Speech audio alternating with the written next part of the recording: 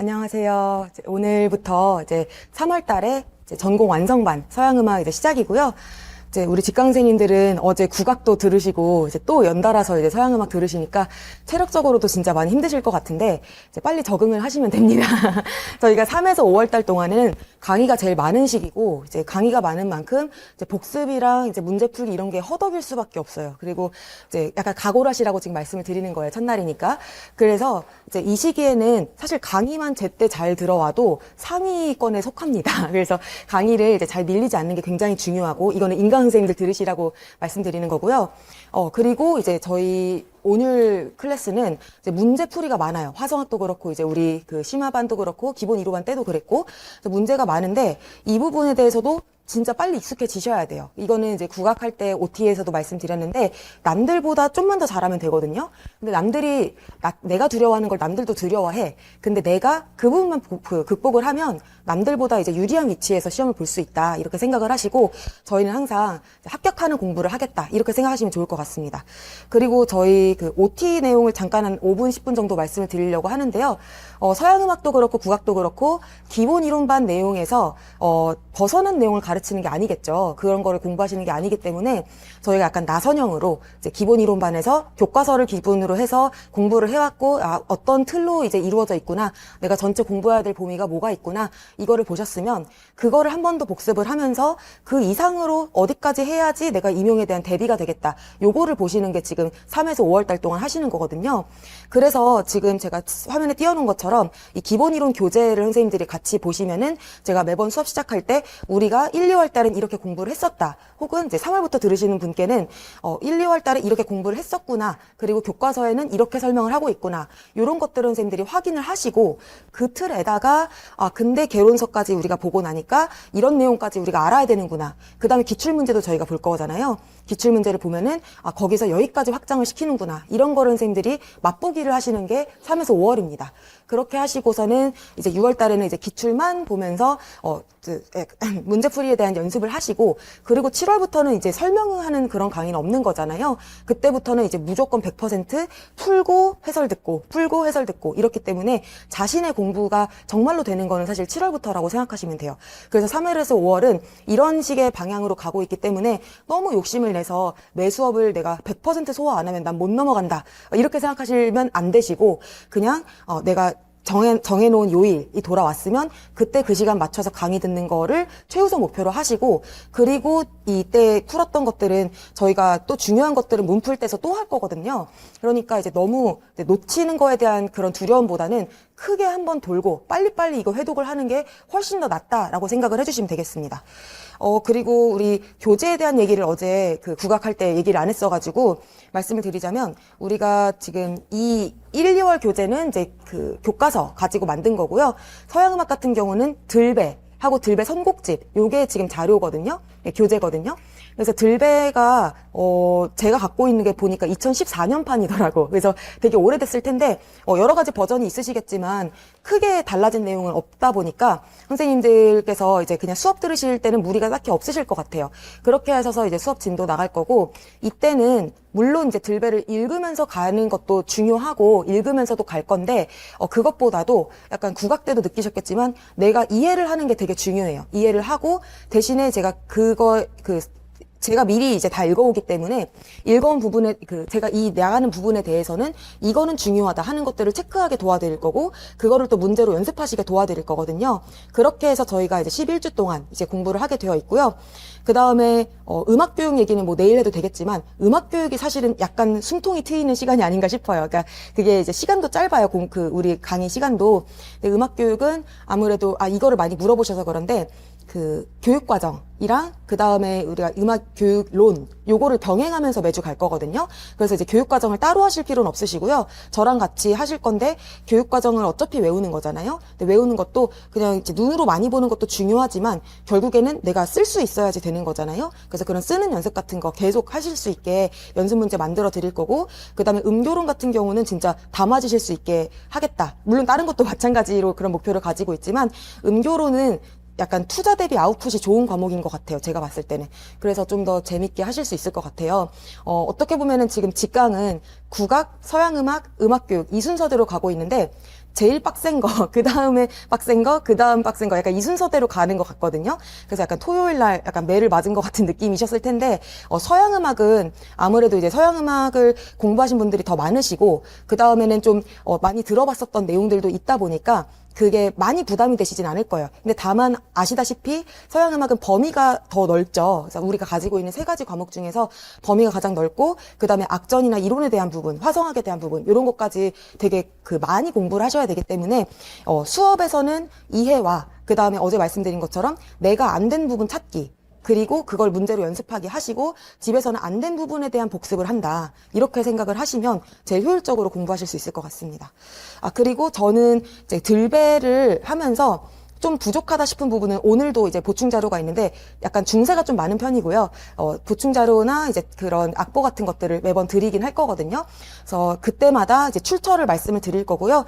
왜 이거를 봐야 되는지 그런 것도 정확하게 말씀드릴 거니까 선생님들께서 자료를 모아두는 거가 목적이 되면 안 되겠죠. 그래서 자료를 잘 정리한다고 이제 내가 잘 이해하는 게 아니기 때문에 그때그때 이 자료는 나한테 어떤 의미다, 그래서 여기서 내가 뭐는 꼭 가져가야 된다라는 게 이제 정확하게 표시가 돼 있으셔야 되고, 그게 이제 머릿속에도 있으셔야지 문제로 나왔을 때 그걸 응용하실 수가 있다, 이렇게 생각을 하시면 되겠습니다. 그러니까 이제 수업 시간에 집중을 되게 잘 하셔야 되겠죠. 그렇게 봐주시고요. 오늘은 복습 문제가 없어요. 오늘만.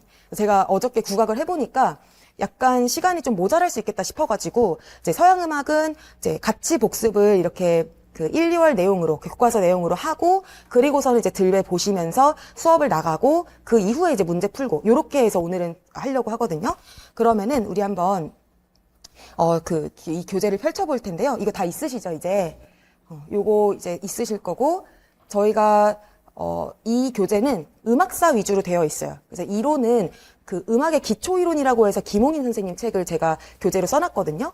그 책이 너무 좋은데 아마 다음 주에는 제가, 그러니까 오늘 수업 끝나고 다음 주 오시기 전에 공지를 드릴 텐데 뭘 갖고 오라고, 다음 주에는 할 수 있을 것 같아요. 그래서 그 책도 병행을 할 거다. 그래서 이론에 대한 연습을 같이 할 거다라고 아시면 되겠습니다.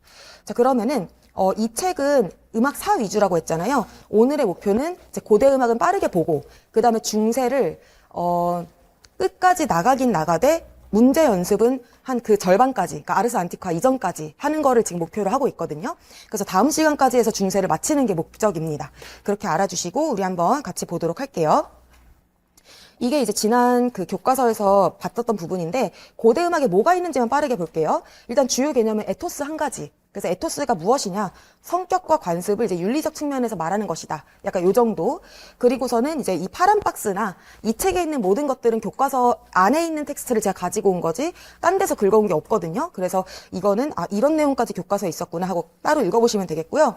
음악 분류법이라는 게 있는데 이거 들으시면 다 아실 거예요. 우주의 음악, 그 다음에 인간의 음악, 도구의 음악, 이런 식으로 나눠져 있잖아요. 근데 이게 들배에는 약간 보에티우스가 말한 것처럼 되어 있어요. 근데 이제 보에티우스라고 하는 사람도 여기 뒤에 나오게 되는데, 여기서 안 나오나? 보에티우스라는 사람이 나오게 되는데, 그 사람은 정작 4세기, 5세기 이때 사람이거든요. 그러면 이제 피타고라스는 기원전 5세기 이때 사람이니까, 이 보에티우스의 생각은 보에티우스께 아니라, 이 사람은 이 과거에, 고대 그리스에 있었던 그런 아이디어들을 모아서 중세와 르네상스에까지 영향을 끼친 사람이다라고 보셔야 되거든요. 그리고 이제 여기에서는 이제 사실 피타고라스라는 인물이 제일 중요한데, 피타고라스는 수적인 비율하고 그 다음에 음정 관계, 이거를 밝힌 게 제일 중요하잖아요, 그렇죠? 근데 그 음정 관계를 이제 그 수적인 비율로 나타냈을 때 사용하는 숫자는 딱 몇 개밖에 없었어요? 4개밖에 없었다. 그래서 1, 2, 3, 4. 그래서 1대 2, 2대 3, 3대 4. 요거를 가지고 완전 8도, 완전 5도, 완전 4도 이렇게 이제 만들어내는 거잖아요. 그거를 선생님들이 이제 복습을 해주셔야 될 것 같고요. 그 다음에 이제 조금 빠르게 넘어가는 게 어차피 들배에서 다 볼 거야. 우리가 지금 보는 거는 교과서에 뭐가 있는지만 보는 거거든요. 그래서 피타고라스와 플라톤과 아리스토텔레스를 지금 설명을 해주고 있는데, 들배에서는 이제 이 2, 3번에 있는 플라톤과 아리스토텔레스를 조금 더 자세하게 구분해서 설명을 해줄 거고요. 그 다음에 이제 고대 그리스의 음체계는 들배에선 다루지 않습니다. 근데 이거를 저희가 수업을 나갈 때에도 아리스토크세누스라고 하는 사람 이름 정도는 기억을 해주면 좋겠는데, 이 그리스 음악 이론 체계까지를 우리가 막 완벽하게 안다라기보다는 이게 테트라코드라고 하는 게 4개의 음을 가리킨다고 했어요. 그쵸? 테트라가 4였죠. 그래서 6개의 음은 헥사코드다. 그 다음에 이제 5개 음은 펜타코드다. 이런 식으로 제가 설명을 드렸었는데, 이 4개의 음은 일단은 제일 앞에 음과 제일 마지막 음이 완전사도 차이가 나고, 그 사이는 뭐 오음과 반음이 상관이 없어요. 그렇게 해가지고 이제 만들 수 있는 것들이, 예를 들면은 라솔파 미가 될 수도 있고 라솔샵 파샵 미가 될 수도 있고, 약간 이런 식으로 그 사이의 간격은 상관이 없습니다. 그래서 4개의 음을 가지고 이게 겹쳐서 만들어지면은 옥타브가 만들어지게 되고, 이게 4번 겹치면 2옥타브가 만들어진다. 요 정도까지만 저희가 이해하자라고 했었거든요. 근데 이 이론 자체는 더 이상 자세하게 설명하는 게 또 없어요. 그러다 보니까 여기에서 테트라코드에 대한 개념이 오늘날까지 이어지고 있다. 어떤 면에서 이어지냐? 테트라코드, 예를 들면은 온음, 반음. 온음, 반음이죠. 요거를 온음 간격으로 해서 온음, 반음. 요렇게 하면은 우리의 사용하는 장음계가 완성이 되잖아요. 이거 그때 설명을 드렸었는데, 솔라시도에다가 다시 한 번 더 온음, 반음에 그 테트라코드를 쌓으면 이번에는 G 메이저가 나타나게 돼요. 그렇게 해서 테트라코드를 쌓을수록 우리가 이제 음계가 이제 그 5도권이 만들어지게 되고, 아래로 쌓을수록 F, B 플랫, E 플랫 이런 식으로 해서 음계가 만들어지게 된다. 이런 것까지 말씀을 드렸었습니다. 그 다음에 이제 이 시기에 악기들은 발연악기, 그 다음에 관악기 이런 것들이 있는데, 이거에 대해서 뭐 자세하게 물어볼 건 없어. 그냥 우리가 아울러 쓰면 부는 거다, 키타랄이라면 연주 뜯는 거다, 요 정도만 이제 아시면 될 것 같고요. 그 다음에 다음 페이지에 있는 초기 기독교 음악의 영향, 요거 배우셨을 때 이때도 제가 되게 자세하게 나왔구나라고 말씀을 드렸었어요. 여기 보시면은 뭐 비잔틴, 뭐 시리아, 뭐 이런 얘기들이 나오고 있는데, 이런 내용들이 중요한 게 아니라 선생님들께서는 정말 여기저기에 성가들이 펼쳐져 있었어요. 그쵸? 이 그리스도가 십자가에 돌아가시고 난 다음에 만들어진 게 그리스도 교잖아요. 근데 그게 이 사람들이 이제 모여가지고 그때 신앙을 억압을 하니까 여기저기에 모여서 이제 노래를 부르고 이제 찬양을 부르고 이제 예배를 드리면서 이 성가라는 것들이 여기저기에 있었는데, 우리가 배워야 될 거는 그 중에서 이제 8세기쯤에 그레고리오 교황이 이제 모았다라고 얘기를 하는 그레고리오 성가를 우리가 중요하게 보는 것이죠. 그거에 대한 얘기도 들배를 통해서 좀 더 자세히 보실 거예요. 그럼 제가 지금 빠르게 말씀을 드리고 있으니까 선생님들은 됐다 하는 건 체크하시고, 안 된 부분은 이제 이따가 들배에서 뭐라고 나오는지 꼭 봐야 되겠다, 이렇게 생각을 하시면서 들으시는 거예요. 자, 그러면 이제 세이킬로스의 노래가 거의 이제 이거 원툴이에요. 그리스 음악 중에는. 그래서 요거 한번 봐주시고, 자, 이렇게 해서 바로 중세로 넘어가게 됩니다. 그래서 그 들배에서는 고대를 따로 다루지 않아요. 그냥 어차피 고대 음악의 그런 생각들이 중세까지 이어지거든요. 그래서 이제 중세에서 그냥 앞쪽에 설명만 하고, 이러한 피타고라스, 플라톤, 아리스토텔레스의 생각을 뒤에까지 연결해 준 사람이 보에티우스다. 그래서 그 사람이 쓴 책이 뭐다. 이런 식으로 이제 소개를 하게 되거든요. 자, 그럼 중세 음악은 여기 지금 뭐라고 설명이 나와 있지만 요런 얘기는 조금 넘어가도록 하고, 본문이 이제 10쪽입니다. 자, 지금 이제 기초이론반 교재 10쪽이고요. 여기서 지금 첫 번째 이 네모가 단성음악으로 되어 있어요. 그러면 단성음악은 성부가 한 개 있는 노래고, 그게 이제 그레고리오 성가의 특징인 거잖아요. 그래서 이것에 지금 보시면 우리가 뭐뭐를 배웠었고 또 아셔야 되냐면, 음악적 특징은 어떻다. 그러니까 예를 들면 도약보다는 순차 진행, 그 다음에는 여자가 아닌 남자, 반주는 없고, 그 다음에 음역대는 뭐 한 옥타브나 10도 요 정도. 그러니까 이런 음악적인 특징들이 선생님들이 나오실 수 있으면 되겠고, 그 다음에 선율 양식은 선생님들이 많이 헷갈려 하시는데, 봤을 때 예를 들면은 지금 여기서 맨 마지막에 노스트레 손, 앳 이렇게 써 있는 거 있죠. 얘는 노스트로는 실라빅인, 노 같은 경우는 실라빅인데, 그쵸? 여기는 실라빅인데 스트로는 네우마틱인 것 같아. 이런 경우에는 이거를 뭐라고 판단해야 될까요? 이거 질문 되게 많이 받았거든요. 이거는 실라빅으로 봐야 됩니다. 왜냐면은 실라빅이 더 많아요. 더 많고, 이게 되게 짧은 부분만 보여준 거긴 하지만은, 이게 실라빅한 곡은 애초에 네우마를 끼우고 있을 수밖에 없어요. 그러니까 한두 음 정도는 이렇게 할 수가 있는데, 만약에 네우마틱인 곡을 나중에 보여드릴 기회가 있으면 되게 좋겠는데, 네우마틱인 곡은 실라빅 구분이 거의 없어요. 그렇게 보시고 이제 주로 네우마로 간다. 그리고 지금 여기 보시면은 예를 들면 그 가운데 있는 것도 딱 봐도 멜리스마이지만, 만약에 따지고 든다면 노는 네우마인데 이렇게 보실 수 있잖아. 이거 말이 안 되는 거죠. 그래서 전체적인 그림을 봐야 된다, 이렇게 생각을 하시면 될 것 같습니다. 사모딕이 되게 많이 불렸다라는 거 아시죠? 그래서 이게 결국에는 시편창법인 건데 교과서에서는 시편창법을 얘기를 많이 안 해주고 있지만 우리가 오늘 들배에서는 좀 자세하게 볼 예정이고 한술 더 떠서 제가 그라우트에 있는 것도 좀 가지고 왔어요. 그래서 시편창법에 대한 이해를 조금 더 하실 거다라고 이제 보시면 되겠고요. 기보법의 변천도 이제 교과서에서 다룬 것처럼 들배에서도 다루고 있는데 이거는 우리가 그때 얘기했었던 것처럼 원래는 구전되다가 그 다음에 네우마라고 하는 기호 그리고 거기에 이제 선이 그려지면서 높이를 조금 더 구체적으로 나타내게 됐다가 우리가 사선보라든지 C 음자리표, F 음자리표 이런 것들은 언제부터 쓰이기 시작했죠? 11세기, 그쵸? 그래서 11세기쯤이다 라고 이제 생각을 해주시면 되겠습니다. 자, 그리고 이제, 계명창이라고 하는 게 어떻게 보면은 이제 이 중세 음악 이론 중에, 많은 부분을 차지하는 거죠. 그러니까 이것도 마찬가지로 귀도가 이 계명창인 유금음계를 개발했다라고 하면은 틀린 말이 되겠죠. 그게 아니라, 성가들을 부르다 보니까 쓰는 음들이 정해져 있는 거야. 그러니까 항상 이 음악의 이론이 먼저인 경우는 없어요.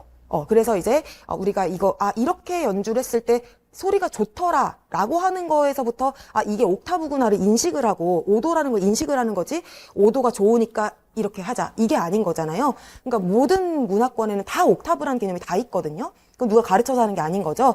그러니까 이것도 마찬가지로 우연히 또는 이제 그 시대 사람들의 미감에 따라서 이렇게 유금으로 되어 있는 곡들이 많은 거죠. 그래서 이제 그거를 발견하고 이름을 붙여서 이제 거기에서 이제 손바닥으로 이제 막 가르치는 이런 일들도 있었다. 그래서 이제 귀도하면은 우리가 알아야 되는 게 계명창이라는 거. 계명은 음에다가 이름을 붙여줬다는 거죠. 예를 들면은 따라해봐 이거랑 도솔 따라해봐 요거랑 다른 거잖아요. 그쵸? 그렇게 해서 이름을 알려줬다. 그 다음에 연주 방식에 대해서도 이게 들배에도 좀 자세히 안 나와 있는데 제가 조금 혹시 문제 나올까봐 보충을 조금 해드리려고 한 부분이 있거든요. 그러니까 이제 뭐 응창이 제일 대표적이긴 하죠. 이제 사제가 됐건 아니면 합창단에서 솔리스트가 됐건 앞에 먼저 선창을 해. 그럼 뒤에서 이제 따라와. 그런 것들을 이제 보통 응창이라고 얘기를 하는데, 이제 직창이나 교창에 대한 예시를 좀 많이 못 들어드린 것 같다라고 생각을 했는데요. 예를 들면 우리가 배운 것 중에 글로리아나 크레도 같은 경우는 이제 가사가 길어요. 가사가 긴데 맨 처음에 예를 들면 크레도, 나는 주님 안에서 믿나이다. 요거를 이제 먼저 사제가 노래를 하거든요. 그 다음에 그러고서는 회중이 다 같이 끝까지 노래를 불러요. 그럼 이게 응창식일까요? 아니면 직창식일까요? 이거 어렵죠. 이게 저도 처음에 헷갈렸는데 이거는 응창식이 아니라 직창식이더라고요. 그러니까 응창식은 그만큼 주고받고가 계속 이루어지는 거고 후렴이나 이런 게 있고 그 다음에 이거는 한번 사제는 그냥 이제 운만 띄워준 거고 처음부터 끝까지 쫙 다 같이 회중이 부른 거니까 그거는 직창이다. 이런 식으로 그 구분을 하더라고요. 그래서 이런 거는 저희가 조금 이따가 자세히 볼 거다라고 알아주시면 될 것 같고요. 선법에 대한 거는 오늘 자세히는 안 볼 건데 이게 아마 다음 시간에 그 음악의 기초 이론 가지고 오면은 연습을 좀 많이 할 거예요. 그래서 이 선법은 그 실용음악 하시는 분들은 지금도 많이 사용을 하시고 되게 재밌는 그런 곡들도 많이 나타나게 되는데 이게 보시면은 레에서 시작해서 도리아인 게 아니죠. 이거는 음들 간의 간격을 얘기를 하는 거다. 요거를 생각을 해주셔서 이거를 이제 오늘날의 음계랑 비교해서 보면은 되게 쉬운 면이 있어요. 예를 들면은 이제 제가 그때도 설명드렸었나 지금 기억이 안 나는데 이게 D로 시작하니까 한번 D 마이너랑 비교를 해볼게요. 그러면 D 마이너는 원래 소리가 요렇게 되잖아요. 근데 이게 이 플랫 부분이 이제 내추럴이 된 거고 샵 부분이 이제 또 내추럴이 된 거잖아요. 그래서 이게 유금하고 칠음이 내추럴 되면 이게 이런 식으로 제가 외우는데 설명하니까 더 어렵게 느껴지네요. 이거 나중에 할게요. 나중에 더 쉽게 알려드릴게요. 이거 지금은 넘어가고요. 자, 그 다음에 선율의 확장이 중요하죠. 그래서 이 확장 같은 경우는 트로푸스를 이제 중심으로 얘기를 했는데 혹시 전래극이란 것도 들어본 적 있으신가요? 트로푸스라고 하는 게 성가에서 앞이나 뒤나 성가 중간에 이렇게 뭔가 음악적으로 늘어나는 부분을 얘기하잖아요. 근데 그게 어떤 성가에 앞부분에 트로푸스가 붙었어. 그러면 그게 약간 인트로의 역할을 할 거 아니에요. 근데 그 인트로 역할을 하는 것 중에 되게 유명한 게 부활 대축일 이런 거에서 하는 마리아들이 이제 와가지고서는 예수님 어디 계시지? 무덤에 이제 왔어. 어디 계시지? 하고 찾고 있으니까 천사가 너희는 무덤에서 누굴 찾느냐? 이게 첫 번째 대사야. 그리고 두 번째가 우리 이제 예수님을 찾고 있습니다. 근데 세 번째, 이미 부활하셨다. 가서 전하라. 이렇게 해서 대화식으로 이제 이어지는 트로프스가 있어요. 유명한 게. 근데 그게 약간 연극같이 연출이 되면서 전래극의 모체가 됐다. 이런 얘기가 이제 들배에서 나오거든요. 처음 들어보셨어도 괜찮아요. 이거는 지금 트로프스에서 전래극까지 이어졌다. 요것만 지금 설명드리려고 말씀을 드린 거예요. 자, 단성은 여기까지고요. 중요한 건 다성이죠. 그래서 제가 말씀드렸던 게 서양 음악의 자존심, 서양 음악과 다른 음악과의 차별성은 이 화성에 있습니다. 그러니까 이 화성적으로 쌓아가면서 그 이론과 실제가 같이 발전한 음악이 서양 음악이잖아요. 그래서 이제 다성 음악이 어떻게 출발했느냐가 너무 중요하고, 이따가 보시면 이제 기출에도 이런 부분이 당연히 나왔었어요. 자, 그러면 이거는 언제부터냐? 9세기부터 라고 해가지고서는 다음 페이지 넘어가 보시면은 오르가눔이 세 가지가 있다. 들어보셨던 기억 나시죠? 그래서 처음에는 악보로 막 이제 작곡가가 막 열심히 이거에서 이 음이 어울릴 거야 이렇게 했다고 안 했죠. 이거는 약간 노래방 가서 노래 잘하는 친구가 상도 위에 쌓아가지고 노래 불러주면 되게 근사하게 들리는 그런 정도였던 거죠. 그래서 이거는 무지카 엔키리아디스라고 하는 이론서에서 발견이 됐었다라고 이제 말씀을 드렸어요. 그래서 이론서에서 우리 이렇게 하고 있어라고 써줬기 때문에 아 이렇게 하고 있구나라는 걸 알 수 있는 거죠. 그래서 이때는 위에다 쌓았었습니다. 그래서 예를 들어서 좀 음계적으로 들리긴 하지만 이런 선율이 있어. 그러면은 이런 식으로 이제 위에다 얹어서 부른 거고, 그런데 이제 시간이 조금 지나서 10세기, 11세기에 왔을 때에는 자, 선율적 독립성이 되게 중요하다라고 말씀을 드렸습니다. 그래서 자, 우리가 독립성이란 말 하면은 공부하신 분들은 떠올라야 되는 게 짜임새 중에서 어떤 짜임새가 생각나세요? 폴리포니가 딱 떠올라야 되거든요.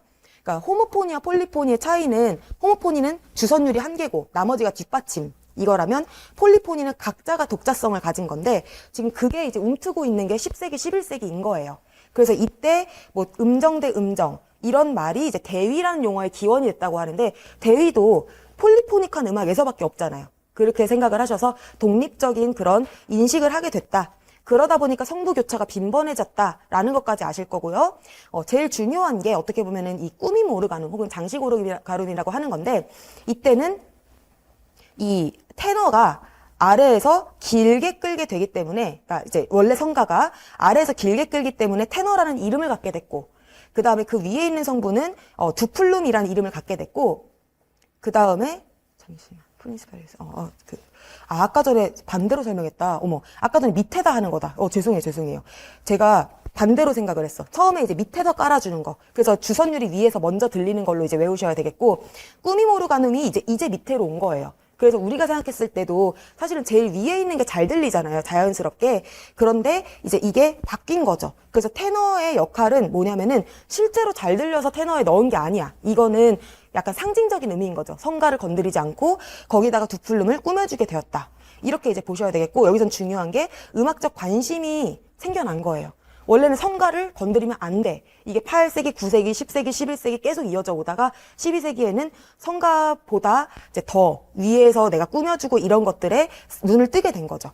그래서 거기에 해당하는 인물들이 바로 노트르담 악파에 해당하는 레오냉이 대표적이다. 그래서 레오냉은 이제 최초로 등장하는 작곡가다라고 얘기를 했었고요. 이 사람이 지금 보면은 아까 전에 얘기했었던 한 음에다가 주르르르 가는 그런 이제 장식 오르가눔을 사용도 했는데 획기적인 게 있어요. 그렇게만 한 게 아니라 어떤 부분은 빨리 움직일 수 있게 리듬 선법을 사용해서 이제 그 위아래 성부가 조금 더 비슷한 움직임으로 가는 그런 디스칸투스라고 하는 양식을 개발을 한 거죠. 그래서 이 곡은, 그러니까 레오냉의 곡은 원래 성가가 있을 때 여기서 독창 부분이 있고 합창 부분이 있어. 그랬을 때 그 도창 부분 중에서, 왜냐면 합창 부분을 다 같이 해야 되니까 어려워지면 안 되잖아요. 그래서 쉬운 거 말고 이제 어렵게 할 수 있는 독창 부분에서 그 중에서 어떤 부분은 순수 오르가눔으로, 어떤 부분은 디스카투스 양식으로 해서 이 두 가지가 공존한다. 자, 그렇게 기회를 하시면 되겠죠. 요거는 이따가 다시 설명을 할 건데요. 이때 제가 설명을 드렸던 게 뭐가 있냐면, 예를 들면은 원성가가 이렇게 독창이 있고, 합창이 있고 독창이 있고 이게 번갈아 가면서 가요. 이러면은 이게 무슨 방식이죠? 가창 방식은? 음창식이 되겠죠. 이렇게 주고받고 하면서 이렇게 가는 곡인데 이 합창 부분은 그냥 단성으로 냅둬요. 그쵸? 그래서 합창 부분은 레오네이 건드린다, 안 건드린다? 안 건드린다. 그럼 이 독창 부분에 대해서만 이거를 한음에 대해서 막 멜리즈마로 움직이는 양식. 그 다음에는 같이 움직이는 디스칸투스 양식. 이렇게 해서 두 가지로 만들어진다. 그래서 요게 끝난 다음에는 다시 단성으로 다 같이 부르고, 그 다음에 또 다 같이 이렇게 이런 양식들을 이제 번갈아 가면서 하다가 또 이제 단성 부르고, 요런 식으로 이제 창작을 한 거죠. 그래서 요런 악보들도 저희가 좀 보실 거고요. 중요한 거는 이제 그 디스칸투스 양식으로 이제 연주한 부분을 클라우술라라고 얘기를 했는데, 그거를 대체한다는 아이디어가 모테트의 출발인 거죠. 그러니까 이게 왜 대체가 필요했을까요? 이게 이제 실제로 전래에 쓰이는 음악인 거니까 어떤 때는 더 긴 거를 원할 수도 있고, 그쵸? 짧은 거 원할 수도 있고, 그렇게 이제 다르단 말이에요. 아니면 오늘은 노래 잘하는 사람 없으니까 좀 쉬운 버전이 필요할 수도 있고, 그랬을 때 대체할 수 있는 부분들을 페로탱이라고 하는 그 제자가 많이 만들어놨어. 그러면 얘네들은 각각의 악곡으로 인식한다라는 개념이 처음 생긴 거예요. 이해되시겠죠? 그래서 이제 작곡을 해서 작품이 된다라는 개념의 첫 출발이 바로 이 클라우술라에서부터다. 그래서 클라우술라는 이제 이 위에는 보시면은 드론이라고 써 있는 게 가사가 아니라 음이 그냥 끈다는 얘기거든요. 이 위에는 그냥 이렇게 부르는 거예요. 근데 여기다가 예를 들어서 뭐 주님께서 뭐 어쩌고 저쩌고 막 이렇게 가사를 붙였어. 그럼 가사가 붙었기 때문에 모테트다라고 말씀을 드렸었거든요. 그래서 요거 되게 많이 헷갈리시는데, 클라우술라랑 모테트의 차이는 물론 이제 성가에 포함되어 있냐 아니냐도 이제 맞겠지만은 윗성부에 가사가 있냐 없냐, 이게 이제 클라우술라랑 모테트의 차이다. 이렇게 아시면 되겠고요. 페로탱은 이제 3성부, 4성부까지 만들게 된다. 이런 얘기를 저희가 했었습니다. 그래서 아까 전에 디스칸투스 양식에 쓰였던 게 리듬 선법인데, 우리 아까 전에 11세기까지 기보법을 이제 살짝 봤어요. 그러니까 문자보에서, 구전에서 문자보에서, 그 다음 네우마에서 이제 선 이렇게 표시하는 것까지. 그러다가 그게 11세기까지였는데, 그때는 음 높이만 대략적으로 할 수 있었다면, 음의 길이를 이제 기보를 하기 시작한 게 리듬 선법. 그러니까 12세기 일인 거예요. 그러면 이때는 리듬형이 요 정도밖에 없고요. 지금 읽어보시면은 1 리듬형은 딴따딴따, 그 다음에 2 리듬형은 따단따단, 이런 식으로 해서 대체로 약간 8분의 6박자 아니면 8분의 9박자 이런 느낌으로 지금 가게 돼 있거든요. 그래서 요게 이제 3분박으로 되어 있다라는 게 좀 특징인데, 요런 식으로 이제 박자가 계속 굴러가는 거예요. 마치 뭐 우리나라 음악의 장단꼴이 반복되는 것처럼. 근데 이거는 선율에다가 그 리듬이 적용이 되는 거죠. 그렇게 해서 이게 굴러가다 보니까 아무래도 이제 윗성부랑 아랫성부가 조금 내가 위에 성부는 1, 2드명 쓸게, 밑에 성부는 2, 2드명 쓸게 했다고 해서 이게 크게 다른가요? 그렇진 않거든요. 그래서 이제 서로 이 리듬 선법을 사용하는 모테트일 때만 하더라도 서로 그렇게 다르지 않은 리듬형을 가지고 있었는데, 리듬에 대한 기보가 발전을 하면서 이게 좀 달라지게 됩니다. 그래서 그 얘기가 지금 뒤에 나오는데요. 콘둑투스는 이제 조금 다른 얘기인데, 이거는 새로 작곡한 테너 썼다. 요게 좀 제일 중요하고, 그거 외에는 이제 뭐 실라빅하다 요 정도만 보시면 되겠고요. 자, 다성 모테트에서 여기서 지금 나와 있는 게 그 맨 밑에 문단에서, 악보 바로 위에 있는 문단에서 13세기 후반에 맨 밑에 줄에 있는 프랑코 기보법 덕분에 성부 간 차별적 리듬을 보여주는 모테트가 등장했다. 요게 제일 중요하다라고 말씀을 드렸었어요. 그래서 어떻게 보면은 중세에서 제일 중요한 장르는 모테트 원탑이거든요, 진짜. 왜냐면 미사도 아직 장르가 아니고 모테트가 최초의 장르인데다가 그다음에 이걸로 지금 노트르담 악파 다 이어져 왔고, 그 이후에 이제 아르스 노바 같은 사람들도 모테트 다 만들고 했잖아요. 그래서 너무 중요한데 아직 시험에 안 나왔어요. 그래가지고 이제 꼭 저희가 공부를 해야 되는 부분이고요. 이 성부 간 차별적 리듬을 보여준다. 그래서 아래에 있는 이 푸첼레테로 시작하는 이 모테트가 프랑코 기보법으로 한 모테트의 대표적인 예시라고 말씀을 드렸었거든요. 그래서 얘는 보시면은 위에는 딴딴딴딴, 밑에는 딴딴딴딴, 제일 밑에는 따따. 이래서 기존의 보다는 훨씬 더 리듬적인 차별성이 생겼다. 그래서 테노르보다는 두플룸보다는 트리플룸이 더 복잡한 리듬을 가질 수 있게 됐다라는 게 특징이에요. 그래서 그거를 아셔야 됩니다. 자, 그래서 이제 프랑코 기보법이란 뭐냐? 이렇게 아래에 있는 4개의 음표를 가지고 있는 것이 프랑코 기보법이다. 그래서 이때부터 각각의 음표에다가 음가를 지정을 하기 때문에 정해진 리듬으로만 움직일 필요가 없다. 이렇게 이제 보셔야 되는 거죠. 자, 그 다음에 아르스 노바는 이제 14세기 14세기에 대해서 이제 이미 출제가 최근에도 됐었는데요. 이 프랑스가 이제 중심지에 아직도, 그러니까 이 그레고리오 성가가 모여 있었던 그 지역도 이제 프랑스 지역이라고 보셔야 되겠고, 여기서 얘기하는 아르스 노바도 프랑스고 노트르담 아파도 프랑스잖아요. 그래서 쭉 지금 중심지는 프랑스였습니다.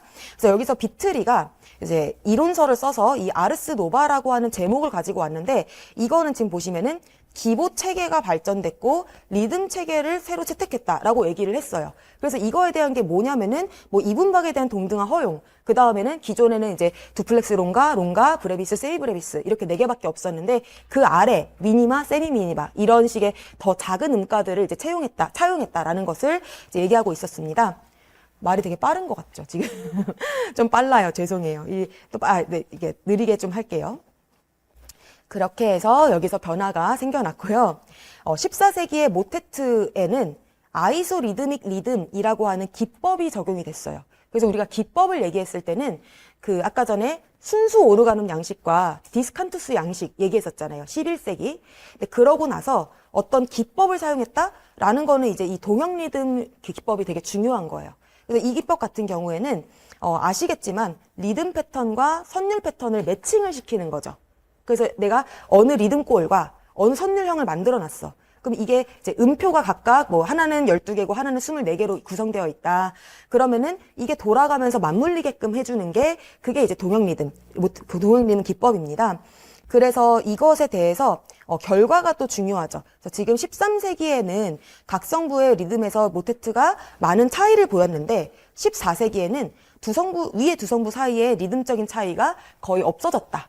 그럼 이거는 동형 리듬 모테트 때문에 뭐가 윗성부에 영향을 끼쳤다라기보다는 이런 리듬적인 그런 관심이 이 테너 성부에 지금 집중이 된 거잖아요. 그래서 윗성부들에 대해서는 리듬적으로 이렇게 구분하려는 노력을 별로 하지 않은 걸로 보여지는 거예요. 아시겠죠? 그래서 이것도 전에 좀 질문을 많이 주셨었는데, 그래서 11세기, 그러니까 모테트 하나만 얘기를 잠깐 해보자면은 11세기에는 리듬 선법을 하다 보니까 서로 비슷했어요. 근데 13세기 말에 갔을 때 가보니까 이게 프랑코 기보법을 쓰다 보니까 서로 다름, 이게 이제 가장 극대화된 시기죠. 14세기 이후에는 이제 동형 리듬을 사용하다 보니까 이 밑에만 집중을 하게 되고 위에 두 성부가 다시 이렇게 비슷하게 돌아오게 됐어요. 그렇다고 해서 이 둘이 모습이 비슷하진 않습니다. 딱 봐도 이 11세기쯤에 이 리듬 선법을 사용한 모테트는 란다로 굴러가거든요. 그래서 저희가 알아보기가 쉽고 그것 좀 알아보라는 문제가 나왔으면 좋겠어요. 왜냐면 저희는 연습을 해서 잘할 거기 때문에.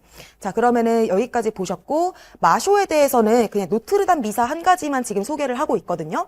근데 또 이 사람의 중요한 게 뭐가 있냐면 이 바로 밑에 이어지는 게 세속음악이라고 되어 있지만 이게 지금 중세 세속음악을 얘기한다라고 보기보다는 이 아르스노바 시기에 이 마쇼라는 작곡가가 굉장히 제 기념비적인 인물이거든요.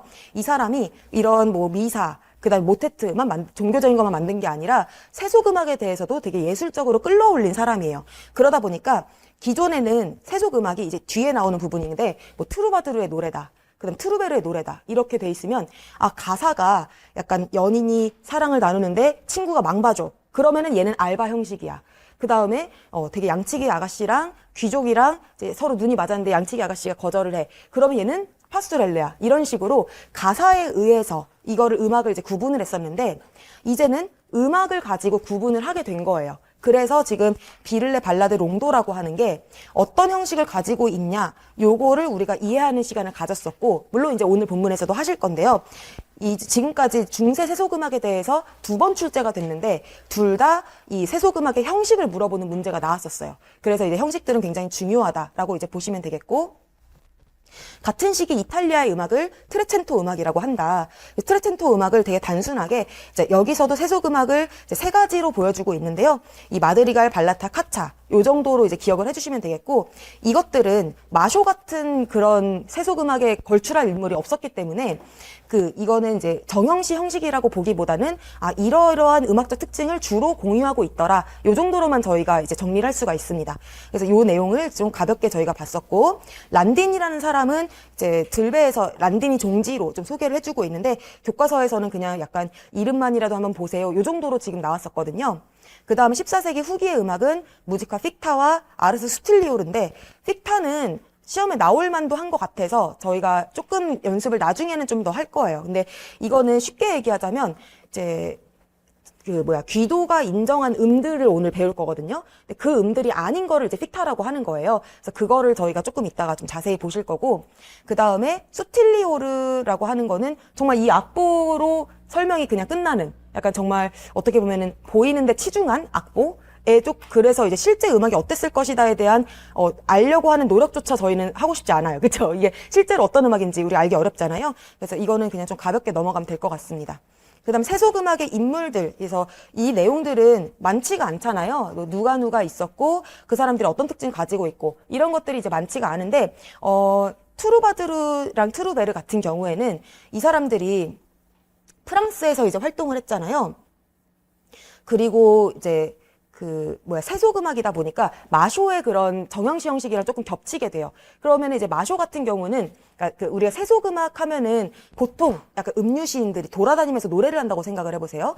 그러면은 합창을 매번 한다라는 게 오히려 좀 어색하고, 노래를 하면서 간단한 악기 반주, 타악기를 하건 이렇게 리투 같은 걸 치건 이런 식으로 이제 반주를 할 거 아니에요. 근데 그런 형태들이 이제 주를 이루는데, 마쇼 같은 경우에는 이제 여러 성부를 쌓아서 그런 예술적으로 만드는 일을 했다. 요 정도로 이제 이어서 이해를 해주시는 게 좋을 것 같습니다.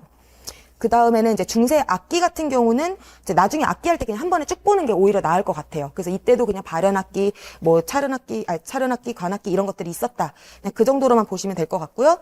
그 다음에 교과서에는 악보가 몇 가지 없지만 이렇게 그레고리오 성가를 주면서 어떤 특징이 있었다라는 거를 이제 정리를 해줬었고, 그래서 우리가 오늘 조금 악보를 많이 드리는데 이런 악보를 읽을 수 있게 좀 도와드릴 거거든요. 그래서 이렇게 읽을 수 있는 것까지 오늘 할 거다라고 보시고, 참고로 이거 나온 김에 질문이 왔었어서 이 악보를 보자면, 이게 아뉴스 데이라고 하고서 별표가 있잖아요. 별표가 있다는 게 무슨 뜻인지 혹시 기억하시나요? 원래 이제 앞부분은 독창인데 뒤에는 합창으로 가라 이 뜻인 거거든요. 그런데 뒤에 보면은 별이 또 있고 별이 또 있어. 그러면 언제부터 도대체 독창을 다시 해야 될까?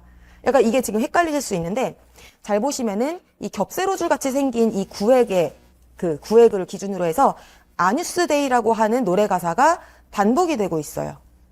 그래서 아뉴스 데이 부분은 독창을 하고, 그리고 별표 뒤는 이제 합창을 하고, 이런 식으로 지금 번갈아 가면서 노래를 하게 되어 있는 거거든요.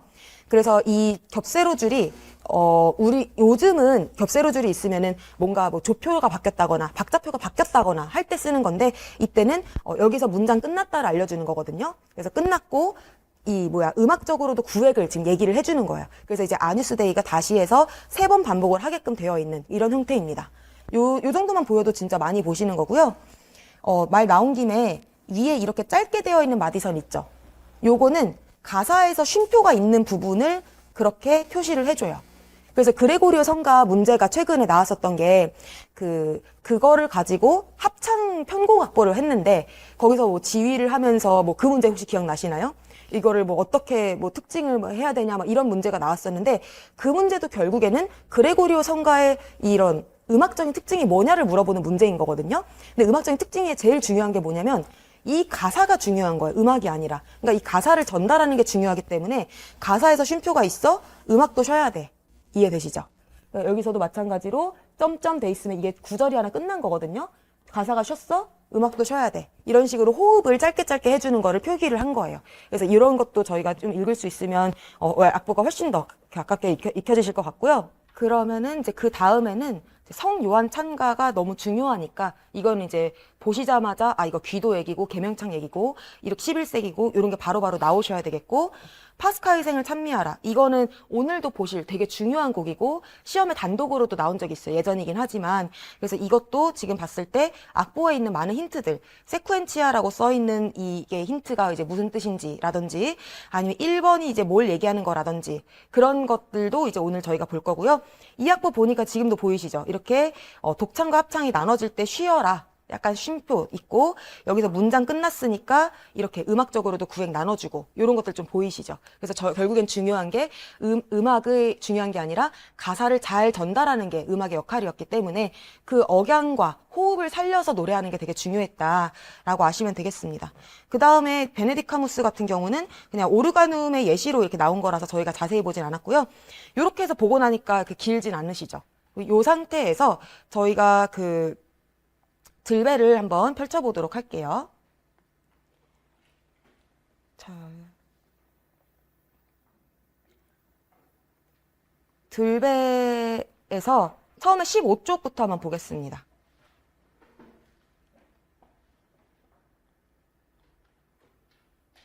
15쪽에 그레고리오 성가 해가지고 읽는 방법 이런 것들이 나와 있는데 요거는 제가 한번 정리한 걸로 이따가 프린트로 좀 짧게 보실 거라서 이거는 지금은 이제 보지 않을 건데 뭐만 좀 보실 거냐면 오늘날 우리가 보고 있는 그레고리오 성가 악보들 있죠. 그게 그 시대 악보가 아니라는 걸 아셔야 돼요. 그래서 지금 보고 있는 거는 19세기 말에 솔렘 악보라고 하거든요. 아까 전에 우리가 여기 우리 교과서에서 방금 봤었던 이런 악보들 있죠. 요런 게 이제 옛날에 9세기 악보가 아니다. 이해되시죠? 이 시기에는 기보가 달랐어. 우리 아까 생각해 보시면 이렇게 사선보가 있는 것 자체가 11세기 이후여야 되잖아요. 근데 이제 그레고리오 성가는 이제 9세기, 8세기에 모였다면서요. 그러니까 그때 기보랑 이제 오늘날 기보가 다른데 오늘날 거는 이제 솔렘 수도원에서 한 것이다. 이런 거 시험 문제 나오면 좋겠어. 우리만 맞추게. 이렇게 이제 보시고요. 그 다음에 내가 지금 선곡집을 폈구나. 너무 죄송해요. 어쩐지. 저거부터 얘기하는 게 좀 이상하다 했어. 어머, 너무 죄송해요. 선곡집 말고 들배를 보도록 할게요. 들배에서 본문에서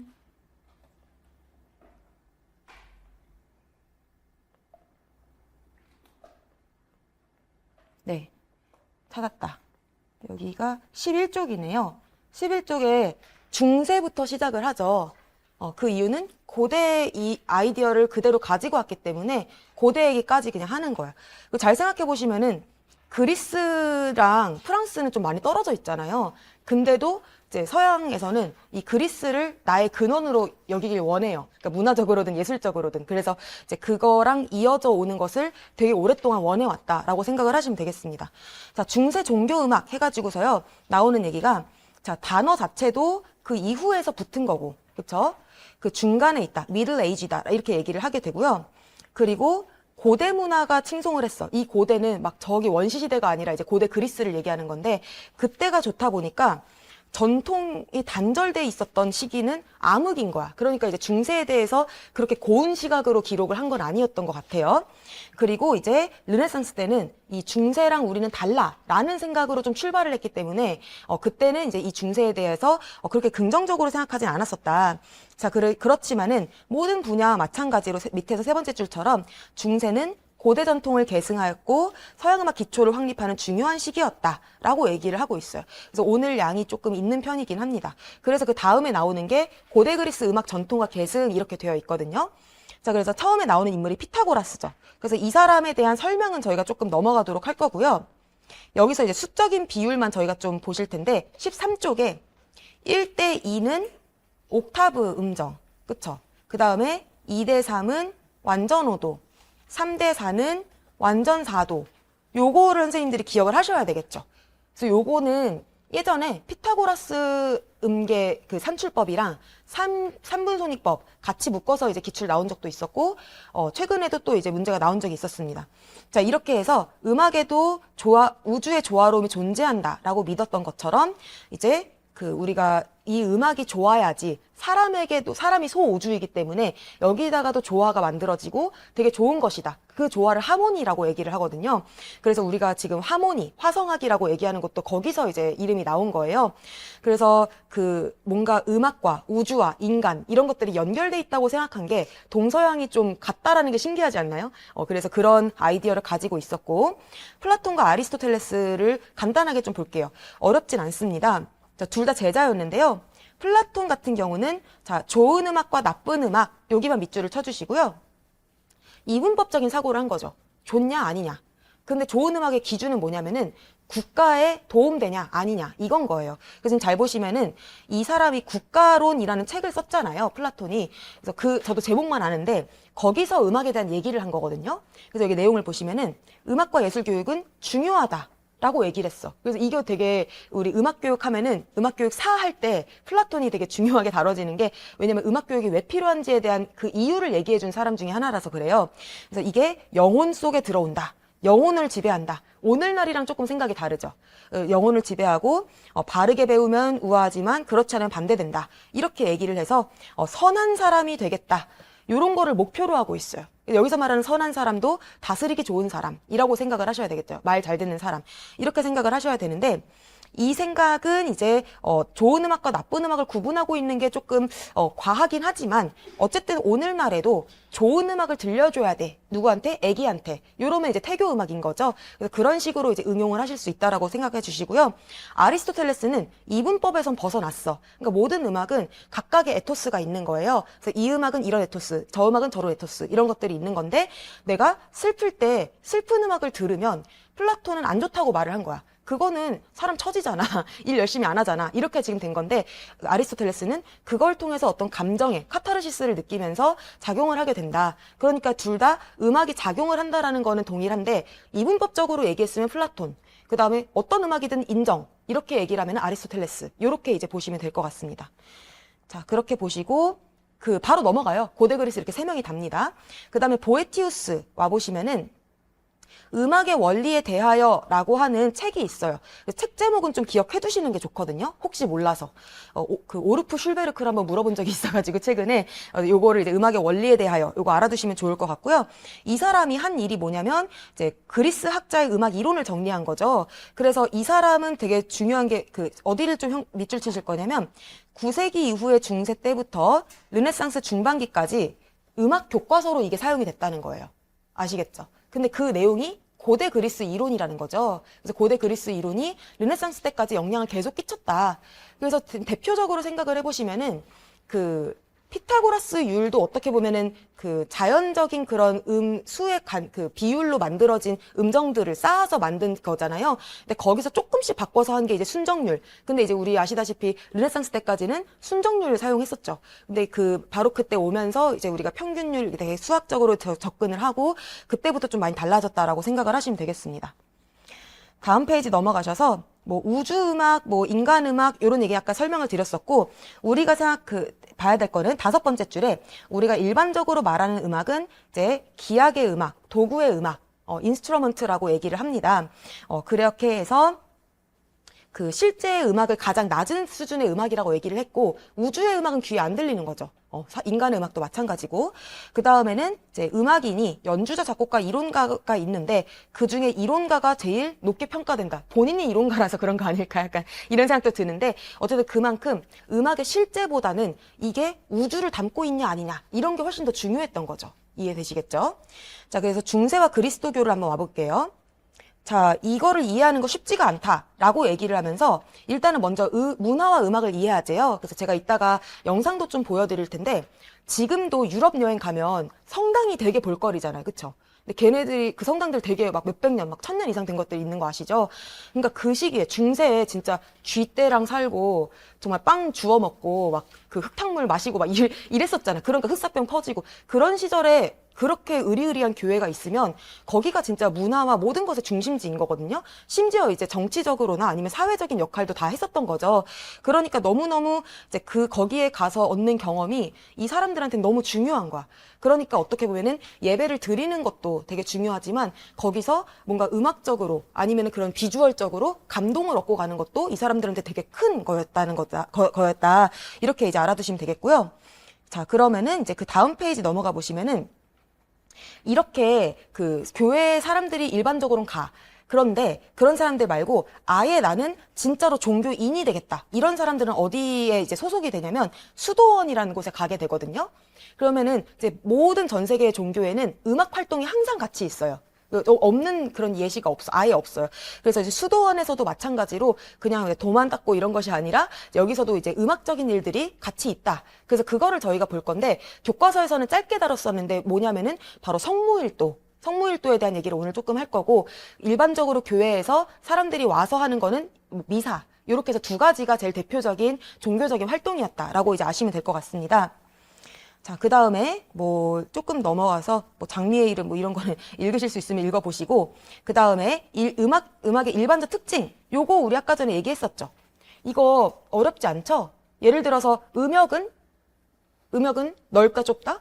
좁다. 왜냐면 사람이 노래를 해야 되니까. 그래서 이제 옥타브나 10도 정도. 그 다음 도약을 한다, 순차 진행을 한다, 순차 진행을 한다. 그 다음에 남자가 한다. 왜? 남자만 이제 교회에서 노래를 할 수 있었어요, 그때. 그리고 이제 수도승들도 다, 승이 아니지, 수도사들도 이제 다 남자분들이셨고, 반주는 없었고, 그런 것들이고요. 그 다음에는 이제 선법 얘기를 지금 해주고 있고, 그리고 이제 오르간 같은 경우는 이게 되게 재밌는데, 원래는 기악을 못하게 했었거든요. 왜냐면 목소리는 하나님이 주신 거야. 근데 기악을 사람이 만든 거잖아요. 그러니까 하나님을 찬양하려면 이 사람의 목소리로 해야 된다. 그러니까 이제 성악만, 무반주로 이제 원했던 건데, 오르간은 이유는 분명치 않지만 10세기부터 쓰였대. 너무 잘 어울려서 약간 사람이 만들긴 했지만 하나님이 만드신 걸로 이렇게 했는지는 모르겠지만, 어쨌든 오르간이 이렇게 사용이 되어서 지금까지도 이제 교회 음악의 약간 상징적인 악기로 쓰이고 있죠. 그래서 요 정도가 약간 배경 지식이라고 보시면 되겠고요. 오늘 좀 본문에 해당하는 부분이 여기부터입니다. 그래서 이 부분은 저희가 성무일도와 미사에 대한 얘기까지 좀 하고 쉬는 시간을 좀 가져볼게요. 이 교회 종교의식을 좀 이해를 해야 돼요. 우리가 종묘제례학도 사실은 종묘제례 절차를 모르면 거기에 악이 왜 많이 필요한지, 그 다음에 여기서 이런 가사를 왜 쓰는지 이런 거 알 수가 없잖아요. 똑같아요. 여기서도 미사에서 원하는 순서가 있어. 그래서 처음에 이제 사제가 들어오는 입장할 때부터, 그 다음에 이제 뭐 노래하다가 이제 말씀 나눠주다가 떡을 이제 떼고 이런 순서를 원하는 게 있단 말이에요. 근데 그때그때 쓰이는 음악들이 정해져 있는 거예요. 그래서 그거를 저희가 이제 조금 자세히 보는 거거든요. 이게 교과서에 없었던 부분입니다. 자, 그러면은 여기서는 중요한 게 셋째 줄에 교회 달력에 따라서 축일이 지정됐다. 그래서 축일도 이따가 정리할 건데, 예를 들면 일반적인 일요일하고 성탄절이 껴있는 주말이랑 너무 다르겠죠. 교회에서 막 합창도 준비하고 축제도 준비하고 하잖아요. 혹은 뭐 고난절이 있다라든지 아니면은 뭐 부활절이 있다라든지 이런 것들이 있을 때는 특별하게 뭔가 음악을 더 준비했다라는 것이죠. 그 다음에는 이제 매일 거행되는 종교의식인 성무일도는 이제 수도사들이 하는 것이었고요. 자, 성무일도를 먼저 보겠습니다. 오피시움이라고 얘기를 하는데 매일 일정한 시간에 해요. 그래서 지금 보시면 오전 6시부터 3시간마다 이렇게 거의 3시간, 6시간마다 이렇게 계속 합니다. 그럼 그때마다 이제 뭐 기도 드리고 막 책 읽고 이렇게 하겠는데, 이 중에서 이제 저녁 기도, 해질 무렵에 이 저녁 기도, 베스퍼스라고 하는 게 음악적으로 이제 화려하다라고 얘기를 해서, 저희가 이 베스퍼스가 음악이 화려하다라는 게 뭔지를 좀 궁금하실 것 같아서 오늘 보충악보를 가지고 왔거든요. 그래서 보충악보 이거 눈으로만 보세요 한번 잠깐 보실래요? 이거 눈으로만 보세요는 외우시지 말라는 얘기예요. 외우시지 마시고 제가 어떤 식의 음악이었는지 보여주려고 그냥 가지고 온 거예요. 그래서 이 목차에 보시면 첫 번째가 성무일도 저녁 기도죠. 그래서 이게 뭐가 화려했다라는 건지 한번 보여드릴게요.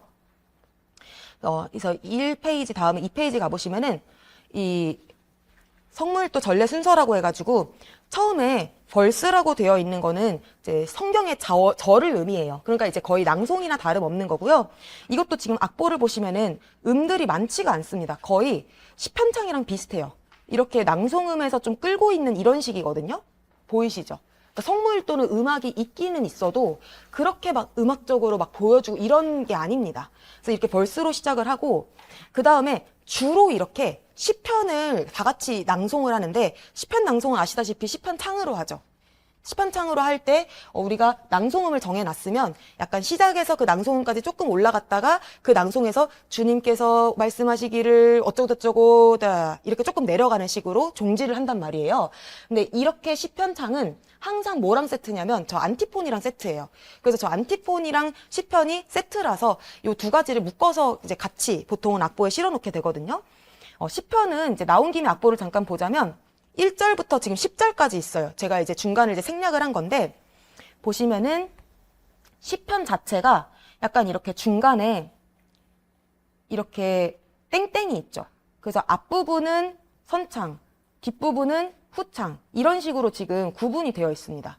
그래서 여기 지금 잘 보시면은 세로 줄이 하나 있는데 하나 있는 거는 이거는 보통 그 이렇게 절에서 노래하는 사람이 바뀔 때 이렇게 세로선을 이렇게 긋더라고요.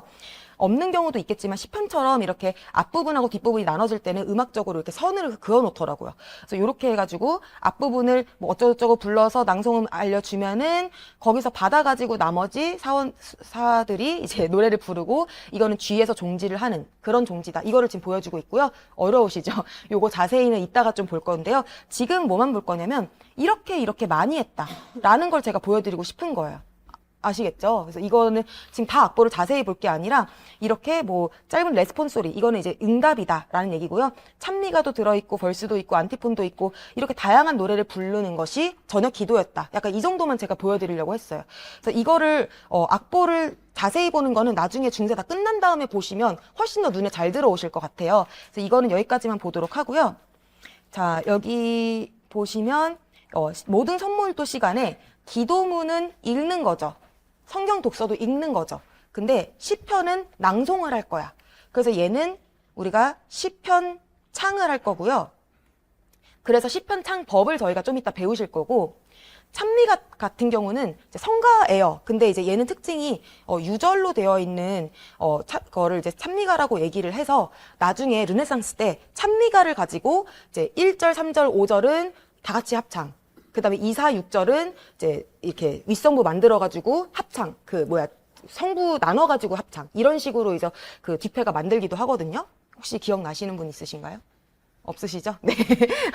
제가 설명 안 했던 것 같아. 그래서 유절 형식이다. 약간 요 정도만 알아두시고, 유절 형식은 언제나 어떤 의미를 가지고 있냐면, 가사와 음악이 있을 때 음악은 그냥 반복되는 거잖아요. 그래서 음악으로 막 가사를 묘사하는 게 그렇게 중요하지 않은 거예요. 아시겠죠? 그렇게 생각을 하시면 되겠습니다. 성물도는 이게 끝이에요. 그래서 선생님들께서 정말 저 정도로 계속해서 뭐 뭔가 신앙적으로 노래를 하고 책을 읽고 기도를 하는 것들이 매일매일 있었구나. 그냥 그 정도로만 알아주시면 돼요. 그래서 이거는 제가 성물도가 뭔지 궁금해서 좀 찾아봐서 지금 설명을 드린 거고 실제 시험엔 도움이 안 될 수 있습니다. 중요한 건 이제 미사예요. 미사는 교회 종교의식의 중심이라고 해가지고 자 최후의 만찬 그림 다 보신 기억 있으신가요? 예수님이 12제자랑 이제 돌아가시기 전에 자기가 죽을 것을 미리 알고 식사를 하는 그런 그림도 있는데요. 그거를 재현을 해. 그러니까 재현을 하려면 그 예수님이 내 살과 피를 먹고 마셔라. 뭐 이렇게 말씀을 하셨대요. 그래서 그걸 위해서 포도주랑 떡을 나눠주는 그런 행사를 미사 때 하게 된다는 것이죠. 그래서 그게 반드시 포함이 되어야 됩니다. 그래서 미사라는 단어는 이테비사 에스트라고 해서 가시오 끝났습니다를 이제 노래하는 부분이 있어요. 거기서 이제 유래했다라고 얘기를 하고 이 다음의 문장을 보시면은 이 미사라는 의식 자체가 정말 엄숙하고 화려하고 정말 여기에 압도되고 그렇기 때문에 사람들이 종교적 경험뿐만이 아니라 미적 경험, 극적 경험을 다 한대. 그리고 아까 얘기했었던 것처럼 이 미사에 성가들이 노래가 불리잖아요. 근데 그게 어떨 때는 트로프스로 되게 더 아름답게 꾸며져. 어떨 때는 트로프스가 앞에 붙어서 막 전래 극을 해. 어떨 때는 축일이라서 이게 더 막 뭐 예를 들어서 그 클라우술라가 더 화려하게 돼. 나중 가서 그런 식으로 이제 음악적으로 굉장히 볼거리 들을 거리가 많았던 거죠. 미사가 그래서 교회가라는 게 이제 미사를 무대로 했을 때. 자, 그 다음에 이 미사 전례와 순서 내용은 시대마다 지역마다 큰 차이가 있었지만 우리가 이제 통용되었던 전례를 일반화시켜 보겠다. 그래서 제 생각에 이제 옆에다가 조금 적거나 아니면 이 옆에 있는 페이지를 이제 같이 보시면서 하면 좋을 것 같은데요. 오른쪽 페이지를 먼저 그냥 이거를 먼저 볼게요. 고유문하고 통상문 나와 있는 이 표를 먼저 보실게요. 보시면 개회를 하고 말씀 전례를 하고 성찬 전례를 하고 폐회를 합니다. 그래서 중요한 건 이제 개회, 폐회는 이제 약간 영신송신처럼 시작과 끝인 거고 중간에 중요한 건 말씀 전례랑 성찬 전례인 거죠. 근데 거기에서 이제 고유문과 통상문을 나눠서 지금 써놓게 됐잖아요. 그래서 통상문은 언제나 통상적으로 하는 거, 반복되는 거를 얘기를 합니다. 그러니까 언제나 주님을 찬양하거나 감사하거나 내 죄를 속해주세요 하는 것들이나 이런 거는 항상 어느 때건 노래를 해야 되는 것들이고요. 예수님이 탄생을 축하합니다. 이거는 성탄절에만 해야 되는 거죠. 그리고 예를 들어 알렐루야 너무 기쁘다 이런 거는 약간 그 고난절에는 삼가해야 되죠. 약간 그런 식으로 변화가 있을 수 있는 것들은 고유문이다라고 얘기를 합니다. 자, 그럼 입당송 같은 경우에는 뭐가 변화가 있어야 되고 이렇다라기보다는 이게 그 종류가 몇 가지가 있어요. 그래서 이게 시험에 또 최근에 나왔었고 입당송으로 시작을 할 때 이제 사제가 이제 입장을 하게 되고요. 키리에, 글로리아 이런 것들이 있는데 키리에는 나의 죄를 사해달라. 사해 주소서. 이렇게 좀 멋있게 써볼게요. 사해 주소서. 이런 얘기예요. 그래서 키리에 엘레이존, 크리스테 엘레이존, 키리에 엘레이존 이런 식으로 3번 노래를 하게 되는데 죄를 사해달라는 노래를 하는 거는 항상 들어간다. 그 다음에 글로리아라고 하면은 영광인 거잖아요. 그래서 땅에서 하늘에는 하나님께 영광이고 땅에서는 사람에게 평화로다라고 해서 이거는 영광송 혹은 이제 대영광송이라고 얘기를 하거든요. 이런 것들은 이제 통상적으로 한다. 자, 그 다음에 4번을 보시면 본기도, 그 다음에 독서 이런 것들은 음악이 안 들어가는 부분, 사제가 하는 부분. 그 다음에 화답송은 이제 독서를 했으니까 성경 말씀을 읽었으니까 그거에 대해 화답을 하는 거라고 이제 생각을 하시면 되겠고요. 알렐루야를 하거나 아니면은 이제 이거 대신에 이제 뭐 그런 아까 고난절 같은 그런 때는 이제 트락투스를 부른다. 이거는 나중에 좀 아실 거고 알렐루야에 붙여서 부속가를 같이 부르는 것까지 조금 설명을 나중에 드릴 거예요. 그래서 알렐루야는 되게 막 이렇게 막 찬양을 올리는 거잖아. 너무 기쁘다, 막 감사하다, 막 화려하게 하는 거라서 음악적으로 되게 화려해요. 그리고 이제 멜리스마도 강하고 이게 주고받고 하는 그런 음악인데 그래서 알렐루야도 저희가 이따가 좀 자세히 보실 거고요. 그러고서는 이제 그거에 딸린 부속에 되어 있는 음악을 이제 연주를 하고 그 다음에 복음이랑 강론은 또 음악이 아닌 부분이죠. 그래서 이게 강론까지 했어. 설교를 했어. 쉽게 말하면은 설교를 하고 나서는 크레도 나는 믿나이다. 이런 뜻을 가지고 있습니다. 그래서 이제 지금까지 들은 말씀에 대해서 나는 믿나이다 했는데 지금 글로리아랑 크레도는 아까 얘기했었던 것처럼 되게 가사가 길어요. 가사가 길고 사제가 첫 구절만 해주면 나머지 회중들이 다 같이 하는 부분이거든요. 그래서 저도 어릴 때 교회 다녔던 기억이 나는데 그 찬송가 맨 뒤에 교독하는 문이 있었어. 그래가지고 이제 그 사제가 아니라 목사님이 이제 말씀하시면 다 같이 뭔가 입을 모아서 읽고 이렇게 반복하는 게 있는데 거기에 음조를 붙였다. 이렇게 생각을 하시면 될 것 같아요. 자, 그 다음에 봉헌송이 있습니다. 그래서 이거는 이제 헌금을 올리는 그런 거라고 보셔야 되겠고 감사송은 이름은 송인데 이거는 이제 음악적으로 이제 중요하지 않고요. 상투스가 있습니다. 그래서 상투스가 이제 그 거룩하시도다 이런 뜻을 가지고 있고요. 그 다음에 주님의 기도 같은 경우는 주기도문을 지금도 교회나 성당이나 다 외우잖아요. 그래서 주님의 기도 같은 경우도 거의 이제 낭송이나 다름없는 거라고 생각을 하셔야 되겠고 아뉴스 데이 이게 하느님의 어린 양.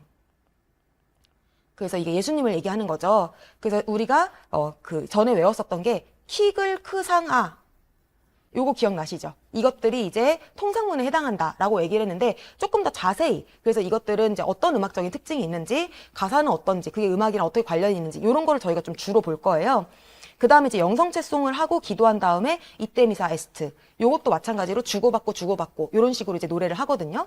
그래서 요렇게 해가지고 미사가 전체가 끝이 나게 됩니다. 선생님들이 지금 보셨을 때 다 약간 들어본 적은 있는 제목들이실 텐데 이렇게 전래 순서로 쫙 보신 적은 없으실 거예요. 이렇게 봤을 때 아 약간 저거 자체가 어떤 역할이 있겠구나 약간 이런 생각 해주시면 좋을 것 같고요. 우리가 여기 앞으로 다시 넘어오셔서 이거에 대한 설명 한번 보도록 할게요. 자, 여기 두 번째 문단에 둘째 줄에 미사는 입당송으로부터 시작이 돼. 그래서 사제가 입장할 때 노래를 하면서 이제 한 구절과 시편 뒤에 앞뒤에 부르는 안티폰으로 구성된다. 그래서 여기서도 안티폰이랑 시편이 이렇게 곡이 있으면은 같이 세트인 거예요. 입당송이. 그래서 우리 아까 전에 성무일도에서도 그렇게 불렸었잖아요. 그 시험에서도 이렇게 세트로 묶어가지고 최근에 시험에 나왔었고 그런데 이제 부르는 순서는 안티폰 부르고 시편 부른 다음에 다시 안티폰 부른다. 이렇게 하는 것도 뒤에서 다시 볼 거고요. 입당송 다음에는 키리에를 부르면서 주님 자비를 베푸소서 이거를 이제 키리 엘레이존, 크리스테 엘레이존, 키리 엘레이존 이렇게 3번씩 반복을 합니다. 그런 특징이 있어요. 이거는 이따가 악보를 좀 보실 거고요. 그 다음에 글로리아는 대영광송이고 이런 것도 이제 참회 시기에는 생략을 한다라고 합니다.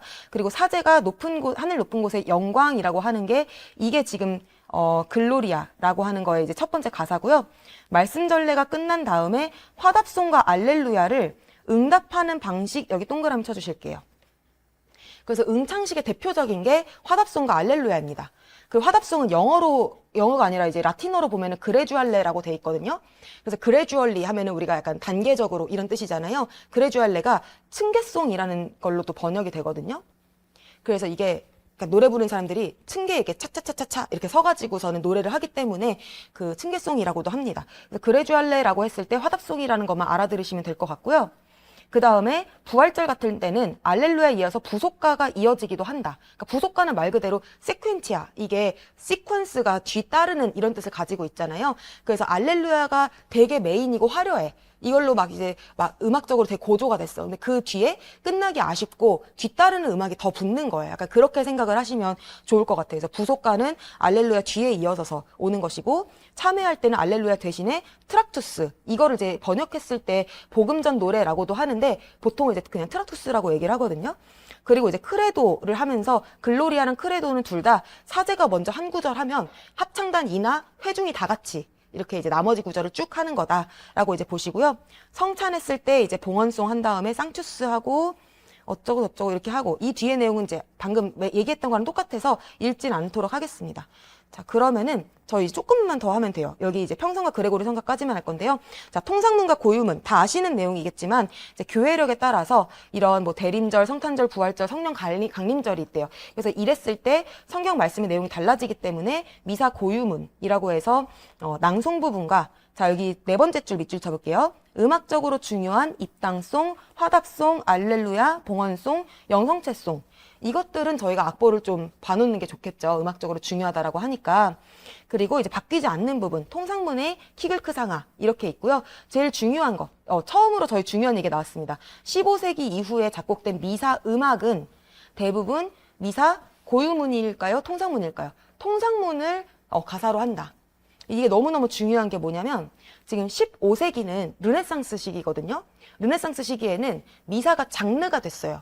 원래는 미사 하면은 예배 자체를 가리키는 말인 건데 이제는 장르가 됐습니다. 그래서 이런 키글크상아라고 하는 5개 악장으로 이루어진 그냥 음악이라고 생각을 해야 되는데, 그러다 보니까 이게 가사를 보면은 바로 미사를 알아볼 수가 있어요. 우리가 라틴어를 봤을 때 라틴어 군화는 약간 감을 잡을 수는 있잖아요. 그랬을 때 라틴어인데 키리에 이런 말이 써 있어. 그러면 얘는 미사인 거예요. 근데 그게 아니라 처음 보는 막 꾸안 풀크라 이런 말이 써 있으면은 모테트인 거예요. 그래서 이거는 가사에 따라서 우리가 장르를 구분할 수 있는 거라서 이거는 되게 중요한 얘기입니다. 그 다음에 이제 평성과 그레고리 성가까지만 볼게요. 중세 음악을, 교회 음악을 통틀어서 평성가, 플레인 챈트라고 얘기를 한다. 그래서 이것도 왜 중요하냐면, 플레인하다라는 게 이제 플레인 요거트, 요거 생각하시면 되는데, 그러니까 이제 뭐가 꾸며진 것도 없고 가장 순수한 형태. 그 챈트가 약간 뭐냐면은 뭐 쎄쎄쎄 이런 것도 챈트예요. 그러니까 우리가 말하는 거에다가 리듬을 붙여서 뭔가 얘기를 하는 거를 챈트라고 하거든요. 그래서 뭐 가위바위보 이것도 챈트예요. 그러니까 챈트가 뭔지 아시겠죠? 약간 노래라고 하기엔 조금 애매한데 우리가 이제 그 통상적으로 음조나 리듬을 조금 붙여서 하는 것들을 챈트라고 하거든요. 그러니까 이것도 이제 어떤 음악적인 것보다는 가사가 훨씬 중요했던 거다라고 생각하시면 되겠고요. 이게 이제 합창단이나 독창자에 의해서 반주 없이 성악으로만 불렸다라고 얘기를 하고, 그 그레고리 성가가 제일 중요하다라고 얘기를 했습니다. 자, 그래서 이제 원래는 종교적인 의미의 실용음악이었다까지 이렇게 보시면은 지금 전체적인 내용 다 보신 다음에 단성음악 중에 되게 중요한 부분을 다 보신 거예요. 그쵸? 저희 약간 시간이 조금 지나서 피곤하니까 잠깐 쉬는 시간 가졌다가 이어서 볼게요.